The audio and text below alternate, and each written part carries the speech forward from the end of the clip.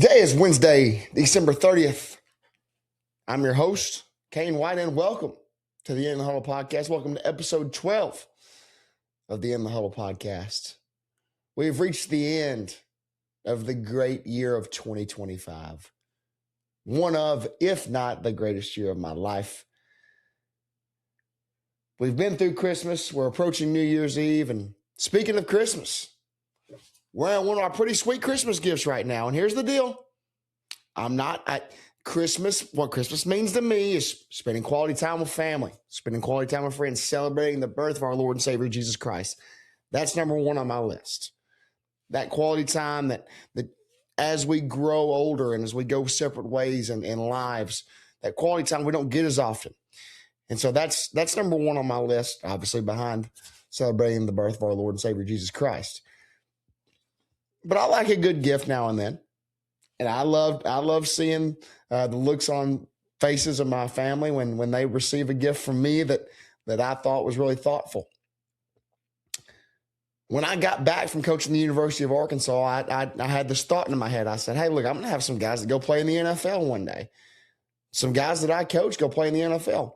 So I want to start collecting jerseys of guys that go make it. And the Sunday before Christmas, opening gifts with my family, my mom's family, watching the Detroit and Pittsburgh game on TV. And what do you know? Bam, open up this sweet black and blue Detroit Lions jersey of my guy, Isaac TeSlaa. He's a receiver at the University of Arkansas. When I was on staff there last year, did a lot on special teams for us. And I was pumped. Man, first jersey that I've gotten of a guy that I coach that's now in the NFL. Was pumped about it. I throw it on as we're watching the game. And what do you know? 3 plays later, Jared Goff takes the lines down the field, hits my guy TeSlaa in the end zone for a sweet catch. I start hooping and hollering, going crazy. That was like a cool moment, man. It was perfect timing, get the sweet jersey, and then you guys scores on national television. So really proud of what Isaac has done. He was an extremely coachable young man when I was there. We had a great relationship, and I knew he was destined to do great things just because of his mindset. And so I look forward to see what he's going to do in the future. Had a fantastic rookie season. Let's go. 6 touchdowns with a game left to play. So hopefully he can get 7 or 8 under his belt, man. So Isaac TeSlaa, 1-8, proud of you, big guy. Ready to see what you do in the future. And so got a couple more jerseys that I got to get. You got Landon Jackson with the Bills, and my guy, my family, I call this guy family, Marquise Cuddy Robinson.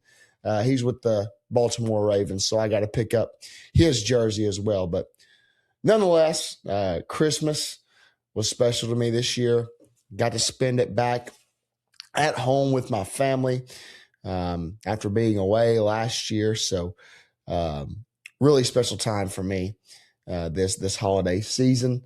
And we're approaching the new year. We're saying goodbye to what might be my favorite year of my life. We're saying goodbye to the great year of 2025. 2025 started out really, really cool for me. Started out fast. Started out, I guess, nervous, you could say, but the most overjoyed I've been in my life. On January 4th, 2025, I married the love of my life, Taylor Dawn Hampton, now Taylor Dawn Hampton White. It's a day I'll never forget. It's a day that I've never been more nervous. There's not a game that I've coached in. There's not a game that I've played in that I've been more nervous on that day that I got married. And I think it's just because it was God telling me, hey, this is how important this moment is. This is the biggest moment of your life. And that girl in there, she's changed my life. She's given me more love than I deserve, and she's given me more patience, and she's just the most kind and the most beautiful soul. She's changed me forever, and she's changed me for the good, and I love her with everything I have, and that day was just perfect. She looked perfect, and being around all of our loved ones, it was truly a special day, and definitely Maybe I got, it's hard to say. I mean, there's when you're as blessed as I am, that might sound egotistic. There's a lot of great days in life, but man, that just might be the best day of my life. And so, um, extremely thankful for my wife Taylor, and we're approaching our 1 year anniversary, and I'm super excited to celebrate that with her, and go into this second year of marriage just like we did the first one. Man, just sharing love and enjoying life together every single day. So, and then right there, 2 days after the wedding, I start my new job at Hoxie High School, and I think what 2025 has showed me is what I really want life to look like. I think God has put me in positions that I realize that this is where I'm supposed to be. This is what I'm supposed to do with my life, and I think the marriage is obviously one of those that's going to last forever, as long as I'm on this earth. And then the second thing, this job at Hoxie, I've found my niche. I've found a place where I'm not stressed and I'm happy, and I really truthfully enjoy the people that I'm around. Not just the coaching staff, which I've mentioned many times on this podcast. I'm just coaching with my buddies, man. Coaching with a bunch of guys that I love. The basketball coaching staff, just my simple coworkers, my co-teachers, the counselors, janitors, everybody that I interact with at Hoxie High School. It's always been a positive interaction, and it's people that they spread joy, and then it causes you to spread more joy. And I've never had a bad interaction with anybody there. It's just a great place to work, and the kiddos are awesome. The kiddos that I get to teach and coach, man, I've found a place that I love. And so thankful for everybody at Hoxie that gave me this opportunity, and ready to go into 2026 and beyond at Hoxie High School. So started right there 2 days after I got married, and quickly fell in love with the green and white over there in Lawrence County. So I got to start my basketball coaching career right there after I got married, and went on into spring football after that. Right there after spring football, of course, we went on my honeymoon with my wife Taylor, and so it was a little bit of a delayed honeymoon, but we went to that Morgan Wallen Sand in My Boots music festival down in Gulf Shores, Alabama, and I've talked about that on here as well, and really enjoyed that, and met our friends from New York, the Burkharts and the Wilsons, and then those are people that we are going to enjoy spending time with for the rest of our lives. We actually spent a weekend with the Burkharts, John and Natalia, in Nashville a couple weeks ago, and so I got to meet back up with them. So that was a really, really cool deal. So went to the Sand in My Boots festival for our honeymoon. Enjoyed that. Got to spend a little time on the beach, and then got to spend a little time on the beach again 2 weeks later for a little family vacation. Did some dirt racing in the summer. And so all these things, I'm saying all these things as a recap of 2025 is, after coaching college ball, and you get to come back and really, really do what you want to do, and spend your time wisely. And so I was just very, very blessed for that more of an open schedule, to be able to travel and do these things and meet new people and spend time with loved ones. And so, at the end of the summer there, that's when I kind of had that revelation of, hey, you've got some free time now. You're not as busy. You're traveling, but there's still an itch that you need to scratch, right? And that's when the podcast came around. And so I remember I had that idea just driving to Hoxie one day in the summer, listening to Theo Vaughn's podcast, I believe it was. And I was reading, Matthew McConaughey's book, Green Lights, at the time. And I just felt like I hit a green light in my life. I'd always wanted to do this. And so I said, heck with it. Let's just go for it, man. Had no clue what I was doing. Had no clue how to set it up. But I think 12 episodes in, by gosh, I'm getting close to getting this thing figured out. The technical difficulties are starting to go away, and we're having some really cool guests on. That's not what it's about. It's just about sharing stories and sharing love, sharing joy to the world. And so that's what I hope to do with this thing. I know I've said that multiple times, but that's truthfully what what I want out of the In the Huddle podcast. I want people to be able to hear cool stories and hear insight on different angles of life. That's what this thing's all about. So, I had that revelation, man, right there, and said, hey, let's just start a podcast. And man, I just love the direction that it's headed in. I'm having so much fun with it. It's just a hobby now.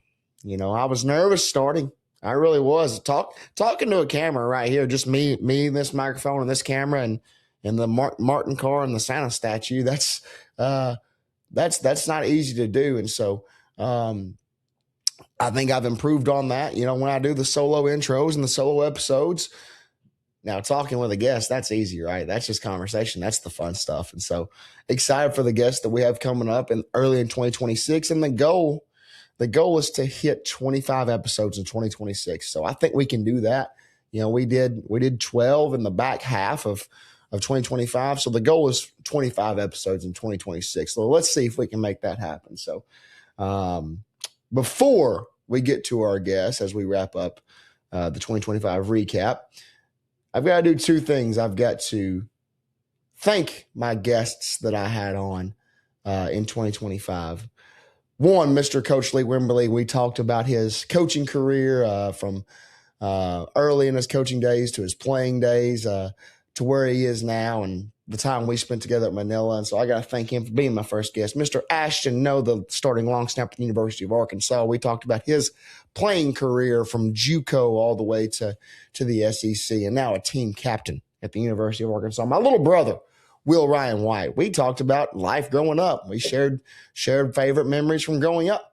We talked about his football playing career from high school to the college level and winning a national championship at Harding University.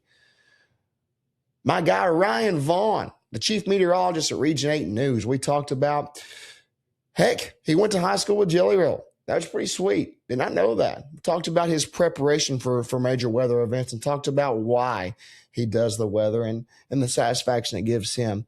Very enjoyable podcast. I believe that was episode 4. And then we had Matt Stoltz, who's the voice of the Arkansas State Red Wolves.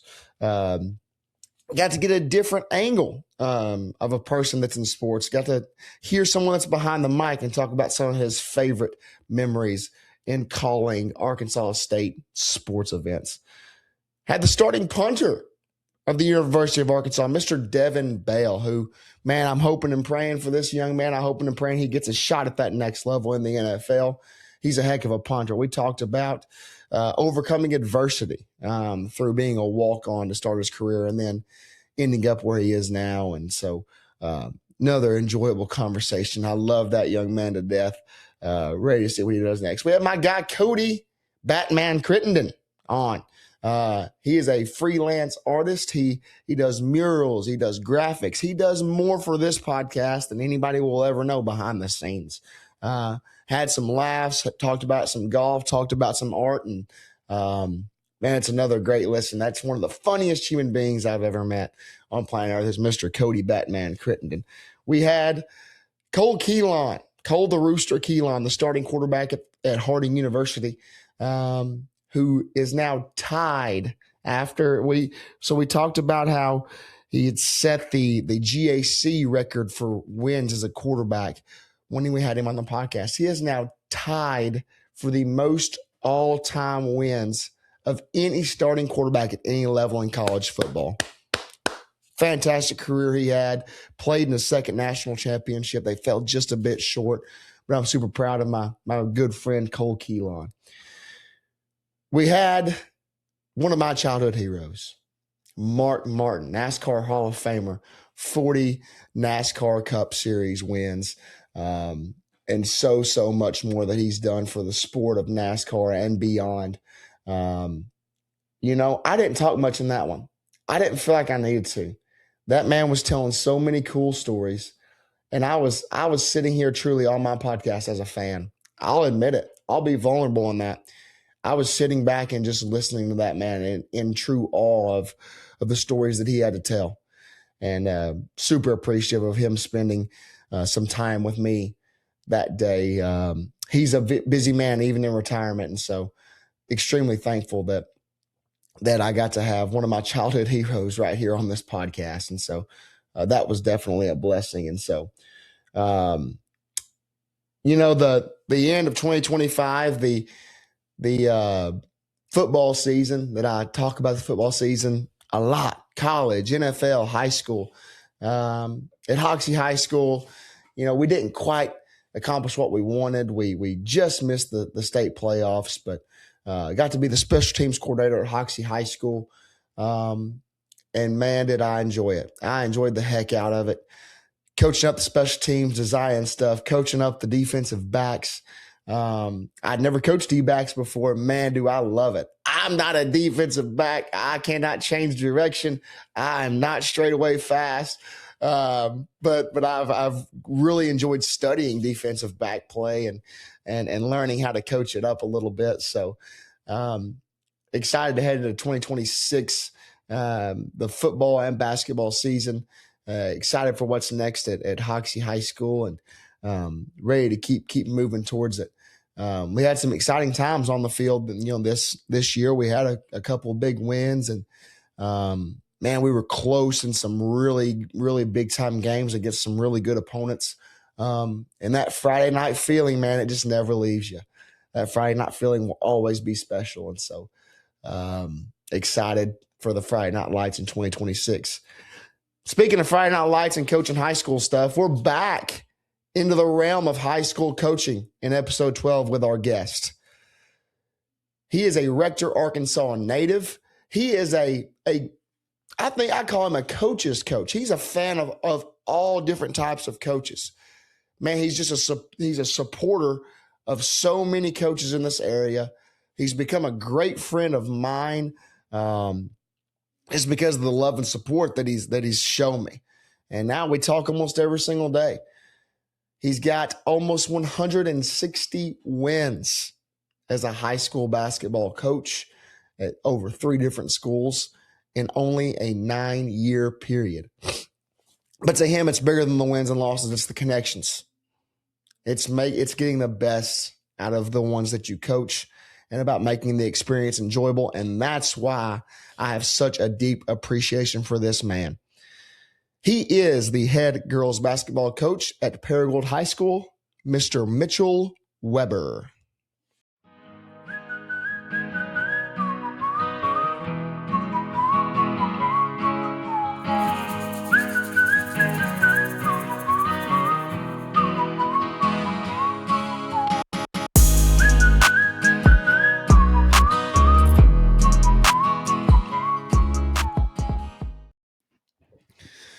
On today's episode of In the Huddle, we're continuing the world tour of Clay County, Arkansas. Today's guest, a Rector, Arkansas native, current head girls basketball coach at Paragould High School, Mitchell Weber. Mitchell, how's it going, bud? I'm going good. As one of our good friends, Jared Bailey, the Godfather, would say, I'm living the dream, man. There's my first shout out. We are living the dream. I can't tell you how many times I've heard him say that. Love that guy. Yeah. He brings a certain energy to every room he's in. That's just, man, he's fun to be around. And it's just one of those things, like, it's coming when you ask him, like, man, coach, what's up? How you doing? And it just hits you, and it's just like, I mean, for me, people might think it's cheesy or whatever, but I'm just like, you know what? Like, and I'm sure we'll get to talking about this too, but like, yeah, man, living the dream, like, be where your feet are.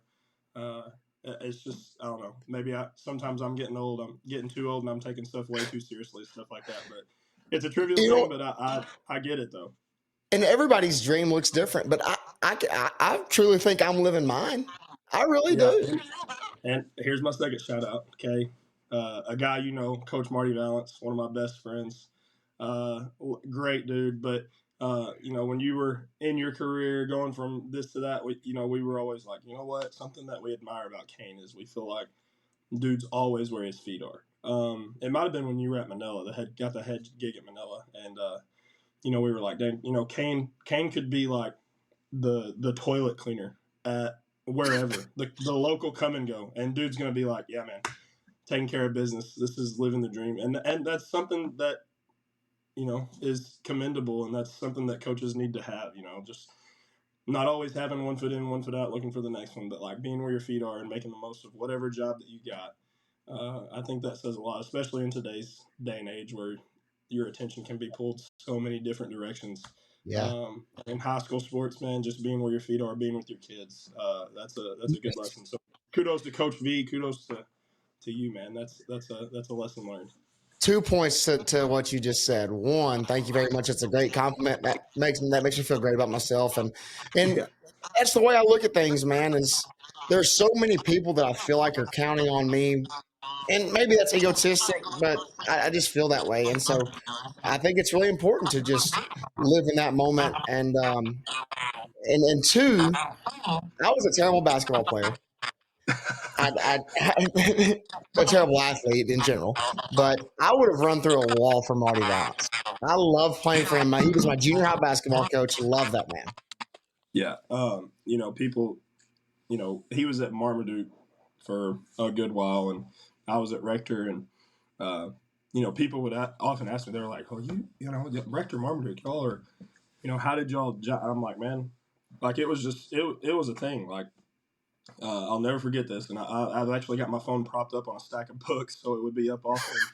And one of these books, actually two of these books, now that I look at it, one of them he just sent me that I haven't opened. So Coach V, don't fret me, I haven't opened it yet. But another one is called Chase the Line by Mark Batterson, and Yeah.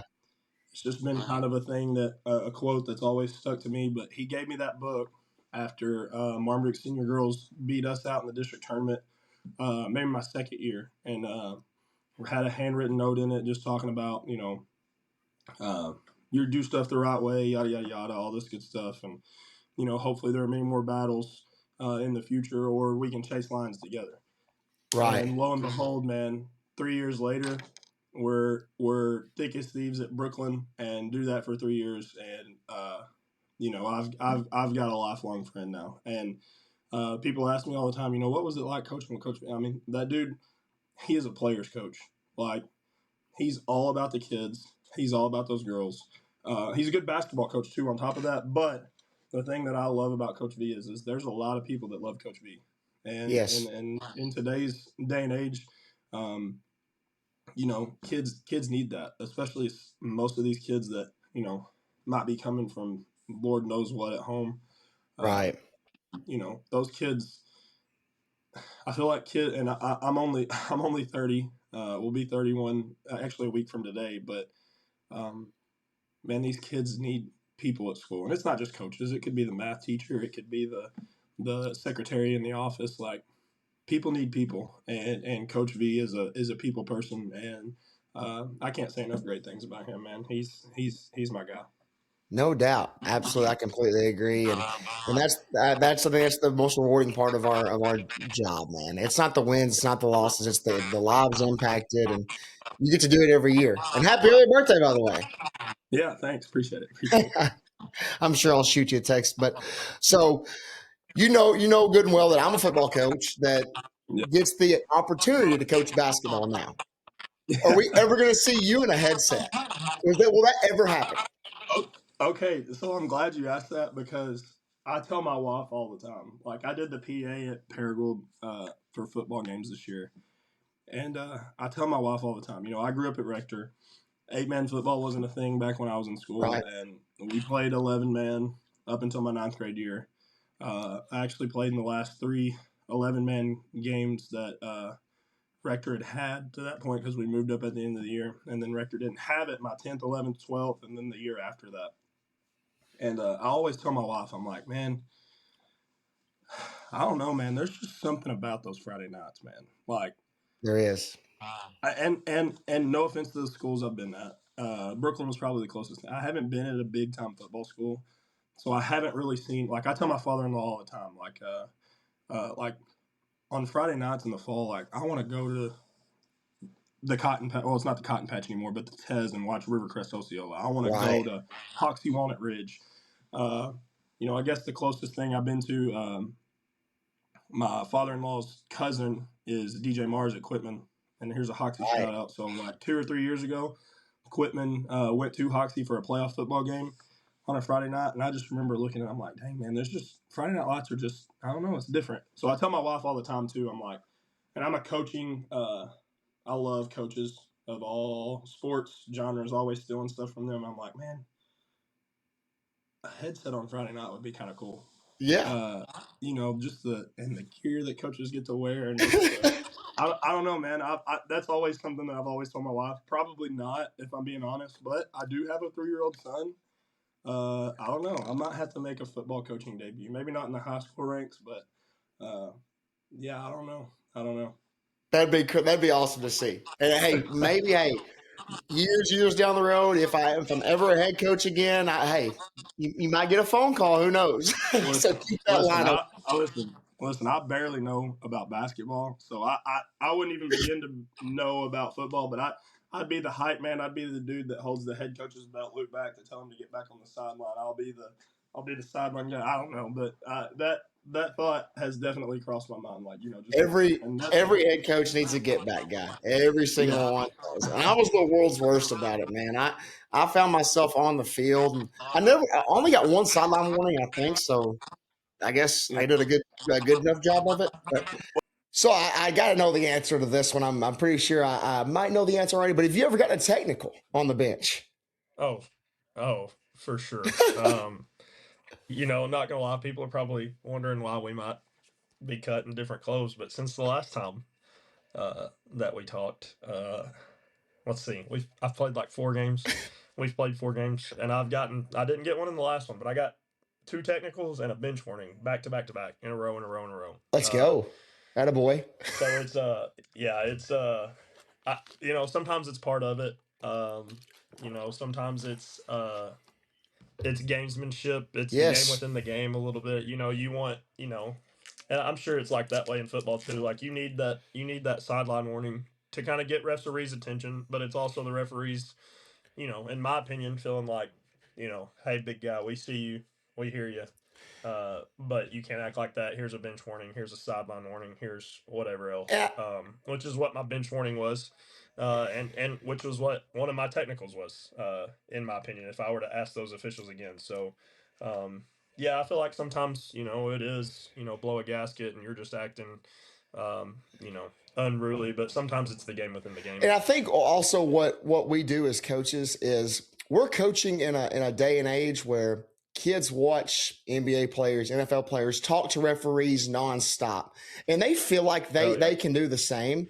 And I've always been big on do not speak to a referee if you're on one of my teams. Let me handle that. Right. And so doing that kind of shows them, okay, coach is handling this. I can relax. Yeah.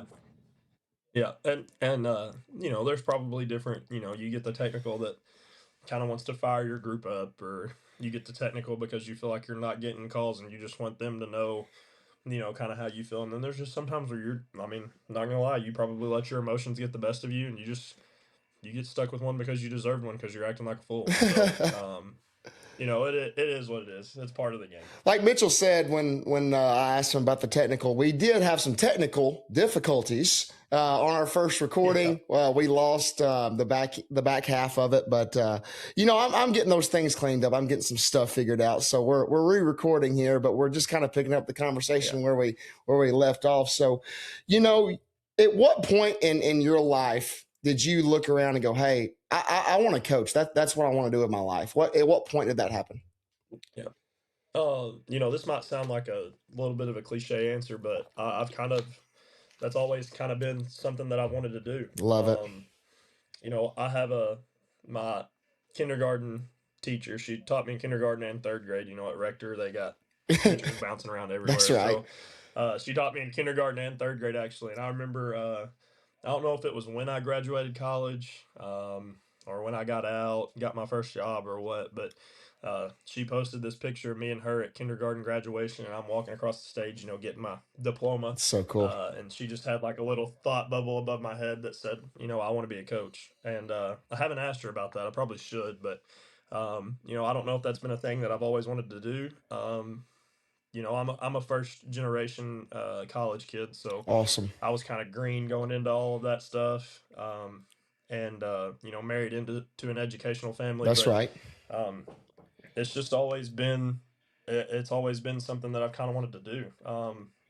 Jokingly, me and my wife have a conversation like, what would you do if you didn't coach. And I honestly, I have zero idea. Like I'm with you. don't have any major hobbies. I don't know. I'd be in education. I guess if my answer would be if I didn't coach, I'd get into admin since I have my admin degree. But Right.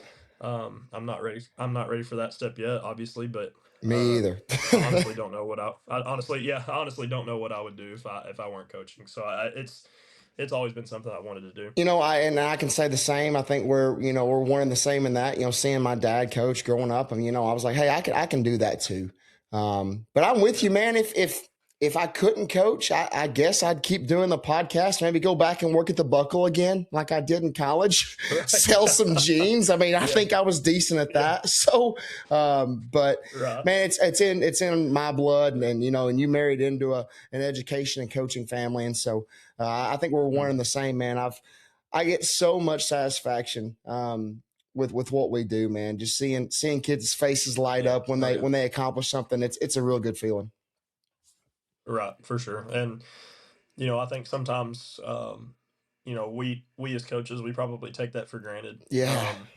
And then there's sometimes where I just and it probably in the highs more than it is in the lows, which it shouldn't be. It should be all the time. But like I get to come to work every day and coach a kid's game, coach That's right. a child's game. Yeah. Like and you probably feel the same way with football. Like we've been playing two-hand touch football for forever. Exactly. And now you get to coach that, and it's just when you put that into perspective, sometimes like and you're gonna have your critics. You're the man in the arena.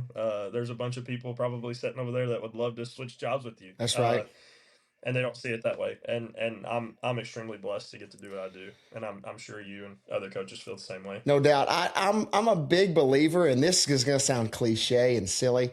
I try not to say I'm going to work, because I don't feel like I'm, Right. Oh, yeah. Do I put my best foot forward? Do I bust my butt? Absolutely. But I enjoy it so much. Yeah. It's almost like a paid hobby. It's a blessing. And I don't know if where we exactly cut off, but that reminds me, here's a shout out. If I didn't shout him out already, I'm going to shout him out now. But if I did shout him out already, it's the second one, and he's deserving of it. He deserves it. I know what you're going to say, and he deserves it. Yeah, you knew exactly what I was coming to. Yeah. But that's one thing we do appreciate about you. We've talked about that numerous times. I don't know what the specific example would be, but we'd be like, Kane could be like the head janitor at the nastiest gas station in Trim and that dude would be exactly where his feet are, loving every moment. That job's the best job that he's got. And, yeah, thank you. That's something that is good for you, and that's something that me and coaches alike probably when they hear this, like, you need to. It's good to take a step back for a little bit and kind of decompress and your jobs are what you make it. Whether you're coaching a state championship level team or whether you're coaching a rebuild or whatever, junior high, 7th grade, yeah, soccer, football, Friday night in front of 2,000, it doesn't matter. Like, just be where your feet are, make the job the best that you can possibly make it. And it doesn't feel like work, for sure. That's right. If I was ever the head janitor at the nastiest gas station in Truman, I think the goal would be to be the head janitor at Jerry's Steakhouse next. I think that would be the next step. For sure. Man, love me some Jerry. So, you started your career at your alma mater, at Rector. You did a fantastic job there, man. And I think that's when I kind of started figuring out who you were, and maybe we connected on social media and I followed you closely. How hard was it to leave your alma mater after that being your first job? Yeah. I wasn't expecting to, honestly. I'm still green. I was definitely more green then than I was now, but, had a bunch of good groups roll through, and just, it was on year 5 and we were kind of building it kind of how we wanted. And, that dude right there over my shoulder, Coach Gross, just called me up out of the blue, and, to go to Brooklyn, and they had a job opening, and I felt like it was one that I really couldn't pass up. And for sure, they reached out to me, and I wasn't really looking to leave. I was comfortable. If you know me, I am kind of a not necessarily a recluse, but I'm a homebody. Okay, yeah. I'd rather just sit and chill at home and watch stuff on TV or play with the kids around the house instead of going out. And in retrospect, I was kind of like that at Rector.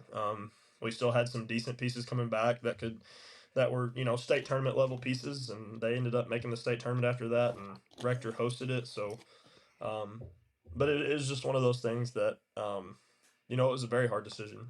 Leaving Brooklyn was a hard decision to come here.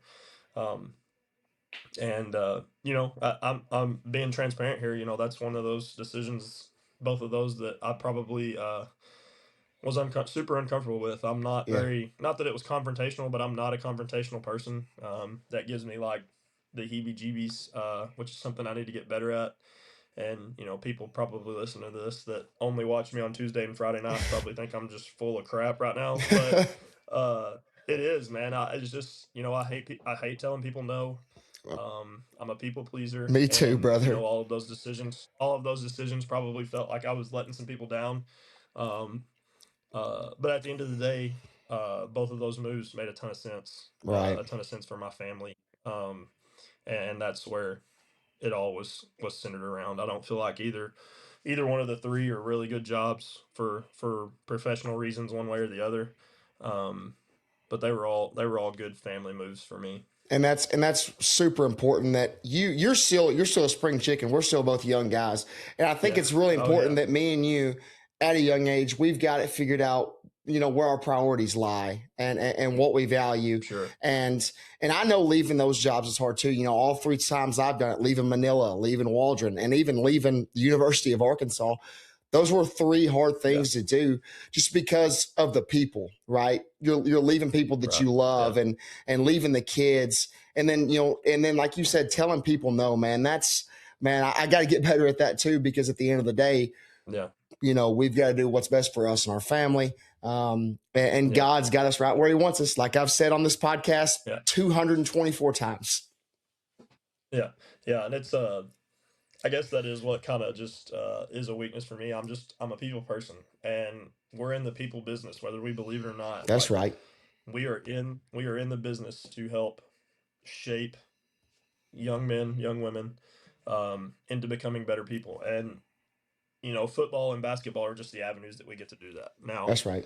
I'm not one to sit here and give you all of those coaching cliches. I want to win a state championship or a conference championship or the next big game just as much as anybody. For sure. But at the end of the day, like I've got my bulletin board, but like it's about the graduation announcements that I get and the team pictures that go on the wall, yeah. and the gifts. We were at the NEA tournament last night and just had a couple of former Brooklyn players come up and just hug my kids, and we got to hug their necks, and it's just we're in the people business. And I think when you and some coaches are better about that than others, and some coaches might look at me and tell me that I'm soft or that I'm an idiot, that you should be about winning. But I do believe that we're in the people business, and winning can be a byproduct of making good people. Obviously, I know you've got to make them better dribblers and shooters and passers and blockers and down blockers and open field tacklers and stuff like that. But man, you're in the people business at the end of the day. You're going to encounter more people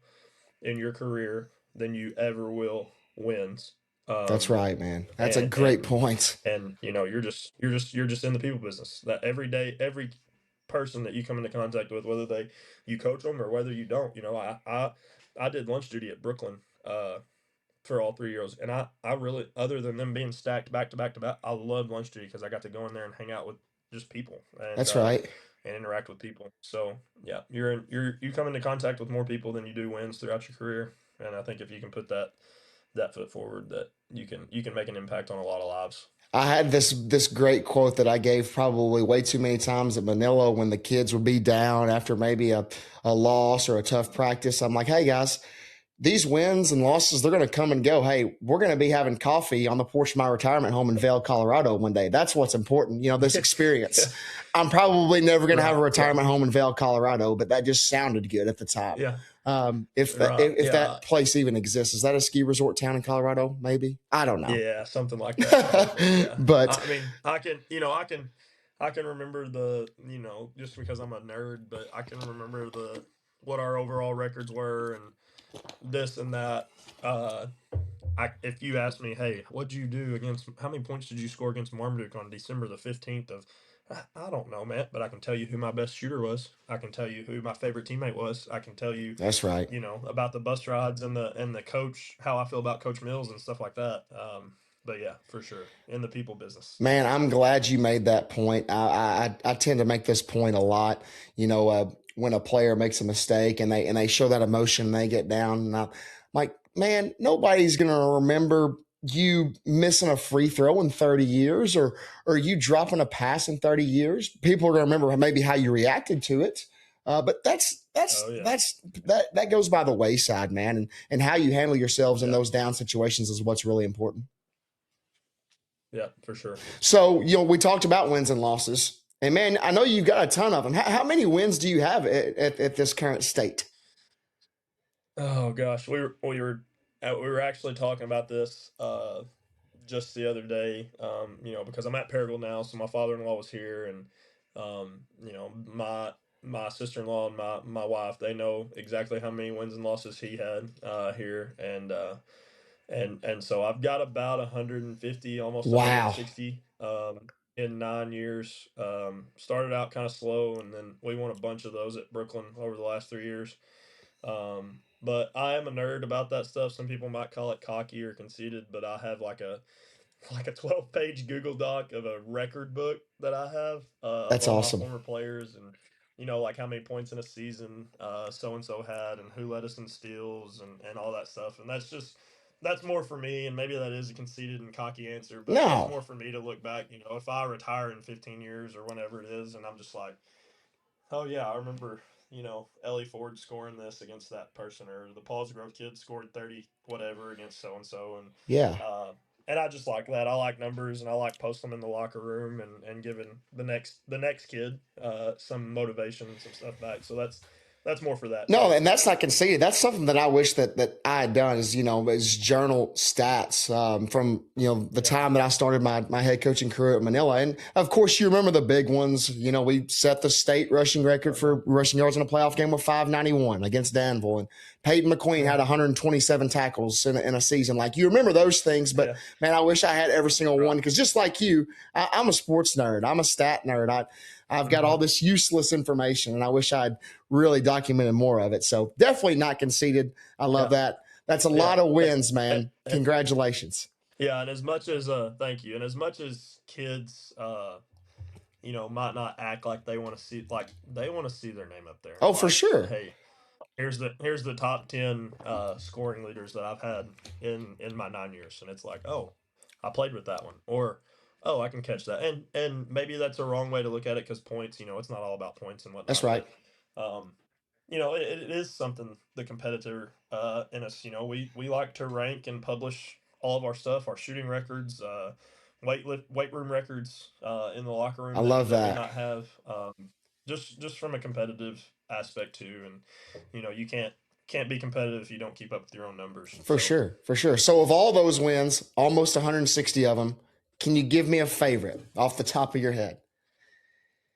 oh, well, the sweetest, most recent one um, would be the regional championship last year at Brooklyn. Awesome. Just from that season, we had some internal struggles there towards the end of the year, and didn't finish the conference season how we'd wanted to. Coming off of back-to-back conference titles, and um, kind of wanted to win it again for the third year and didn't. Got beat in the district semis, and was kind of iffy about how our draw was going to match up in the regional. Right. And then one at the buzzer in the first two games. One at the buzzer against Stuttgart to go to the state tournament. One at the buzzer the next night against Southside, Batesville Southside, to go to Wow. the finals. And so it was a culmination of that, and we had finally somewhat gotten healthy. The internal issues kind of dissolved themselves, and we went out in the regional finals, and I thought we played lights out. I don't remember what the run was to start. I know for sure we hit both of our first two threes. Maybe went on like an 8-0 run to start, and then to cut that net down and celebrate with those kids after was special. I've always joked with my wife that I was always the bridesmaid in big time games, because we had been like district runner up like 4 out of the last 5 years in a row. We had been regional runner up twice before at Rector in Brooklyn. We'd gotten to the state tournament and either won a game or got beat. Only had one conference title. I said back to back. Only one conference title in those spans. We were runner up all of those other 4 years. And it was kind of sweet. It was kind of, just from a personal aspect, it was nice to kind of somewhat get that monkey off our back. For sure. With maybe the group that wasn't the best in that little 5-year stretch that we had. But the kids, it's a testament to those kids. We played really well, and Highland was really good, and it was at Highland, and Highland Brooklyn. Not just a massive rivalry, but definitely a rivalry within that league since they've been league opponents for so long, and they have a good club and a coach that I really respect, and people kind of forget about because he is up at Highland. But man, that one is up there. I think there's a piece of net. Awesome. I love that. That just kind of reminds me of that, and it's just that was a fun one. And winning it at Highland, man, beautiful gym they have up there. Oh, incredible! Yeah, incredible. It's a nice place. Man, postseason wins are really special. I've got one of them as a head coach, and that was really cool. And then I guess you can call the Liberty Bowl a postseason win. That was pretty awesome too. That's just a different feeling, out of the regular season, those big postseason wins. So I love that. So, I just hit on the subject of Highlands Gym. Since I've been, friends with you on social media, since we've gotten to know each other, I've seen this trend that you've been doing on social media. You go to a bunch of different gyms and basketball arenas, and you take all these pictures. How many different gyms and arenas have you been to? Yeah, golly, I think high school gyms, and that I am a nerd again once again. I categorize those by like if they have been varsity gyms. So Truman's got all of those old gyms. That's right. Yeah, varsity games in those. Those would, if I've been in there, those would count. And I mean, whether I've been in there to watch a game, whether I've been in there just to sneak in, whether I've been there for like a summer team camp, I've counted them all. And I think between the little quad state area of like Tennessee, Mississippi, Arkansas, Missouri, I've been to about 120 something, 130 something. Wow. And some pro arenas. I knocked some pro arenas off my list for my birthday weekend a couple weeks back. Awesome. We went to Dallas and saw American Airlines. It's only my second NBA arena, obviously behind FedEx Forum. Yes, sir. So I got to get to more of those, but it's hard to do during basketball season. But, yes. If we go on vacations, people, I don't know, I always find a door. I went to AT&T Stadium in Dallas to watch the Cowboys, and that was my second NFL stadium behind the Titans. And man, it was awesome. I'm just a nerd about some of that stuff, and it's just something that I like to do and like to keep up with. Man, it's cool to see different places. It really is. And so I saw you post a picture of Dirk Nowitzki. And maybe you said something about him being one of your childhood heroes. Is that right? Yeah, man. Because Dirk was bigger. Dirk wasn't super athletic. It kind of hurt me because LeBron James was my guy, and when he beat him in 11, I was torn because it's like watching Dirk, and I kind of, I'm not even close to the player Dirk Nowitzki is.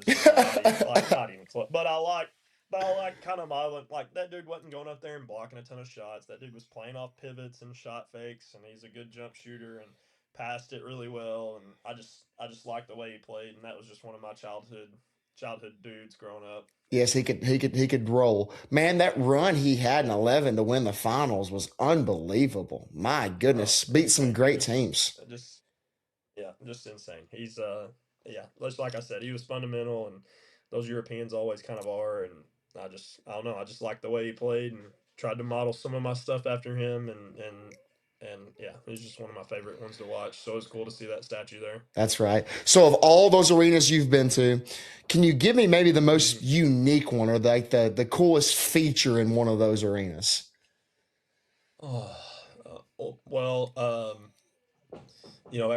Everybody likes the jumbotrons in the middle. Brooklyn's got a nice jumbotron. Right.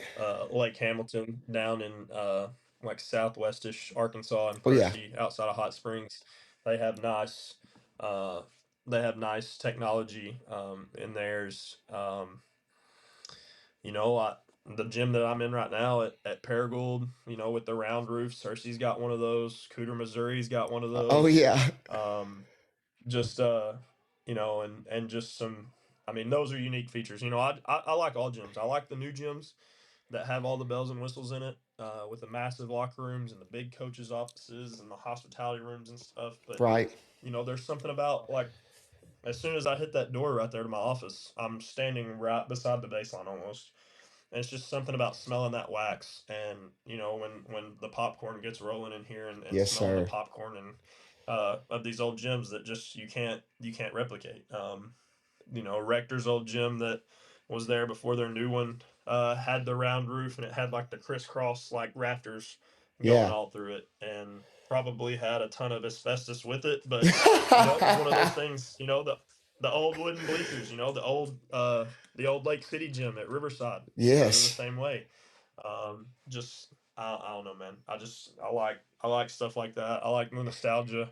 But no, I'd be crazy to say that, oh, Bryant's gym, it's got all the nice, LED lights and stuff. Well, like, yeah, that LED stuff's freaking cool, man. Yeah. Like, come on now. Like, I'm a gym nerd for sure. That's right. You mentioned Cooter, Missouri's gym, and we talked about this in the original recording. We played there, and I walk in. That thing's got to be over 100 years old for one. Has to be. Oh yeah. They still got like yeah.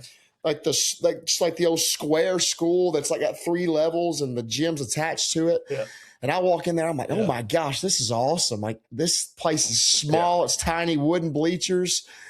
I mean, and old as can be. And then you turn around on that wall, and they've got a brand new LED jumbotron in this 100-year-old gym. yeah. I'm like, so you got the best of both worlds at that place.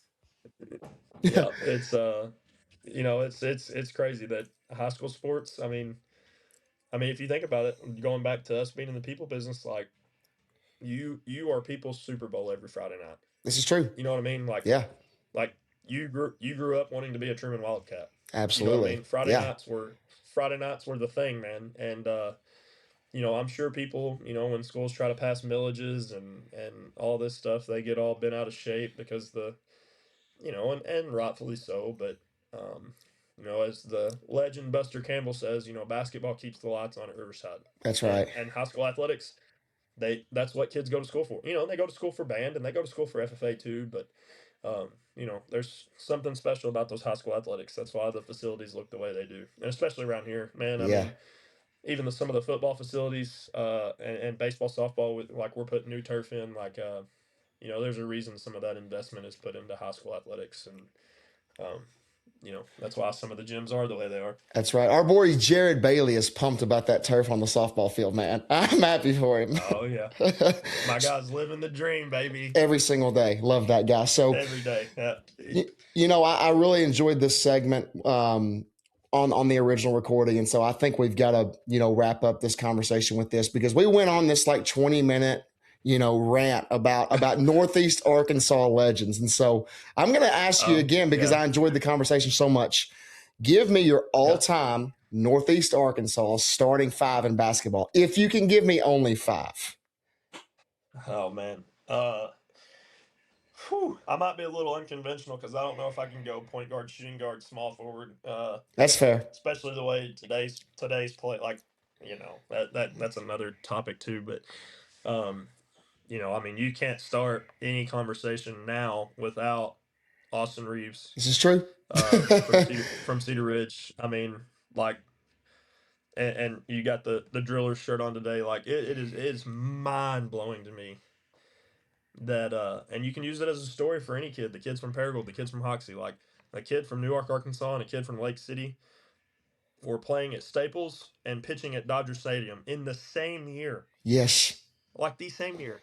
And you want to drive a little bit up the road, and this guy's probably in my top 5 too, but Malik Monk's playing for the Sacramento Kings. And it's like, bro, like, I mean, these are just kids from small towns, like, they want to say Malik graduated from Bentonville. Like, that dude's from Lepanto. He is from Lepanto, Arkansas. Stand up, baby. Love Poco. Like, the woods, baby. Like, but anyway, so Austin Reeves.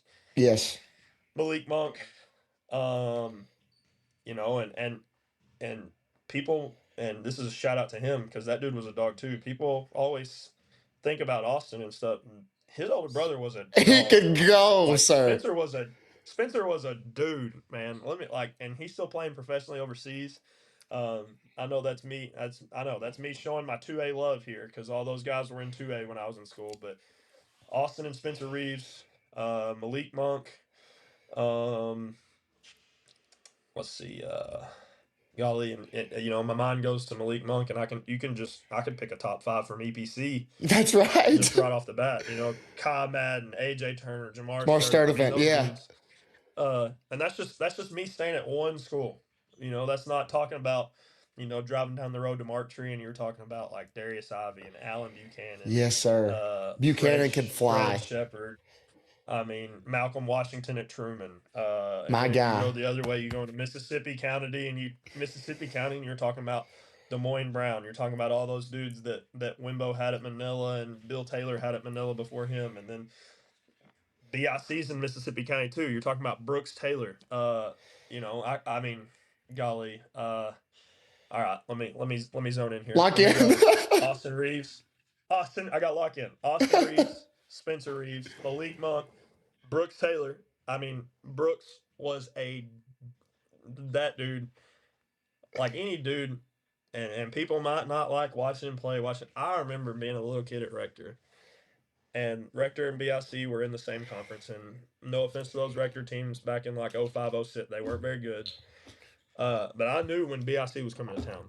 Like, I knew when BIC was coming to town. I wanted to see Brooks Taylor shoot that thing from the logo and go down the floor with his threes up, flying like a jet plane. And that dude was a bucket. So he's got to be in my top 4 for sure. I'm going to have a big 2, and I'm leaving out so many. Like Kai Madden, dude was a stud. But one of the hardest dudes I've ever had to box out in my life, and I name dropped him a while ago, was a dude named AJ Turner from EPC. Yes. He one of the quickest leapers I've ever seen, was probably 6'1", 6'2". I mean, built like a Greek god. I think he's coaching somewhere now. Maybe at West Memphis or I think he is. Goes up to Arkansas to play football for Coach Bielema and was an all SEC freshman linebacker. And it's like, bro, that dude, like, I was literally trying to have to box him out in February. And he's running around with like 10 plus tackles in an SEC game, like 6 months later. Like, just such a freak of a specimen. But I mean, that's not even getting into the Marions and the West Memphises of the world. And Jonesboro's had some dudes roll through. I can remember watching a guy by the name of Jacob Gibson at Jonesboro that played at Harding, like with Will Francis and all them that could really shoot it. And that's not counting all the kids at Rector that have just recently rolled through that were fun to watch and went on to play at like Williams and stuff like that. But all the Paragould Tech kids that have been Skylar Bolin, Kirk Porter, golly, that's probably a segment within itself. But it really could be. I think me, you, Lee Wimberly, Jordan Blasco, Marty Valance, we could sit around a round table, get 5 microphones, and do an hour-and-a-half segment just talking about Northeast Arkansas legends. And that's just basketball. Like, I mean, the football, like, talk about Cecil Langston at Rivercrest running the football. Corliss Marshall at Osceola was also a good basketball player. I mean, you could go on for days, man. So talking about your starting 5, for one, I'm pretty sure AJ Turner had 31 tackles in a football game at EPC one night. I distinctly remember, I can't remember what year it was. I was riding back from the Nettleton Truman game with my mother. We were going through Bay. And that was back when, you listen to the radio, to the post-game shows or whatever, and people would call in stats. And somebody called in, and AJ Turner had 31 tackles in a game, which is nuts. I don't even know how that's possible. I think I had 31 in my career, maybe. So that's insane. And then the single most impressive thing I've ever seen in person in a high school sports event was Austin Reeves against Valley View in the NEA tournament. How let's just keep it real. He single-handedly won the NEA tournament. Yeah, that run that he went on there, and I was at that game too. That run that he went on there for like that 3 or 4 game night, it just it's kind of funny. Like, I don't mean it rude, but like all these people get on here and they're like, "Man, Austin Reeves, I didn't know." I was like, "Brother, this dude's been like this from day one." Yes. Like, Like y'all don't understand. Like y'all saw him as the little scrawny dude at Newark that was on his team and had the older brother. Like no, that dude. Like if you talk to people that knew back then, like that dude was it. Like Yes. everybody was upset that Arkansas and ASU didn't offer and didn't go up hard. Like they should have. Like that dude was a bucket, and that dude's still a bucket, and that dude's got. He's a multi-millionaire for the Lakers of all people. Like he's the starting two guard for the Lakers. He's the most important shooting guard that the Lakers have had since Kobe Bryant. Like think about that. Like Wow. I've never thought about that, and it's you're right. It's insane. It's insane. It really is. And now, so Cedar Ridge beats Valley View in the NEA finals that year, but in the semis, didn't he score something like 20 in the fourth quarter against Westside or something crazy like that? Maybe. Oh, it's just nuts. And that was the same year he had like 73 at the Hurricane against Forest City, yeah, Jonesboro. Yeah, and I was a college kid, and Forest City. If you wanted to call them Northeast Arkansas too, you've got Trey Thompson that played at Arkansas. You got R.J. Glasper, who in that game against Austin Reeves, he had 50 plus. Wow. I watched R.J. Glasper and a guy by the name of Brandon Clifford from Paragould here one night when I was in college. They both had like 40 plus apiece, and that's just a shout out to Northeast Arkansas from as far north as. Shout out to Jordan Blasco. This is going to taste like vinegar coming out of my mouth. But as far north as Piggott, America. As far south as Forest City, as far east as Osceola, and you can go as far west as I don't know what people consider Northeast Arkansas, Walnut Ridge, I guess, even though that's not that far east. But man, per capita, I guess people forget about it because the population isn't very good. Right. But like, man, you could throw a dart anywhere in Northeast Arkansas, draw a 50-mile radius around that any decade. I'd stack them up against Central Arkansas, Northwest Arkansas. It don't matter. Like, I'm with you. Like I would seriously love to know. And I think I saw something on Twitter about this one time. Like the per capita professional NBA basketball players or professional players in general from like the Memphis area, and I think it was like maybe 150-mile radius, which would include Jonesboro, right, Mississippi County, Crittenden County, like per capita in the world, greater than any because the populations aren't very big. And the fact that I'm gonna have to Google it. And if I Google it, I'll send it to you because I probably sound like Please a Looney Tune. But I swear I thought I saw that on Twitter one day. And if you see it on Twitter, it's the gospel. So. That's right. But so as we finish this thing off, you talked about what you consider Northeast Arkansas. I've always said as far south as I-40, or if the town has an exit off of I-40, I consider that Northeast Arkansas. And anything east of Batesville and east, that's okay. I think that's NEA. Yeah. That's NEA to me, and a bunch of legends from our area. Yeah. I think you and I would not be considered legends. You're a legend to me, and I appreciate you coming on, brother. Yeah. Hey, real quick before we go, tell me. Since I'm gonna be behind him now. I see it on the desk right there. Martin, baby. Martin Valvoline. Mine's a little older model, but the Valvoline Cummins Bosch Racing Ford, baby. Dude. Number 6. That's an NEA legend. That was an awesome episode, by the way. Thank you very much, man. Yeah. That was a blessing, awesome man. Just I was nervous, man. I really was, and I tend not to get starstruck or nervous, but man, it was a childhood hero. I mean, every Sunday from 3 years old to 15. I mean, that's who I watched, and man, just. He was so humble and so nice and so, inviting, even though he was on my podcast, he was inviting and man, we talked for a long time and heard some awesome stories. And so, it was a lot of fun, but man, I enjoyed this one too. I enjoyed this second recording just as much as the first. Hey, I know you've got to get the Lady Rams rolling in practice. I hear some shoes squeaking in the background there. So that's right. I know they're ready to roll, but dude, I can't thank you enough. Man, I love you. I've loved I've loved where our friendship started to go, and thanks for spending some time with me on the podcast, man.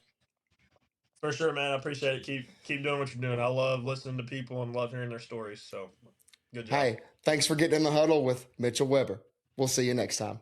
That's right. Thank you. Appreciate it.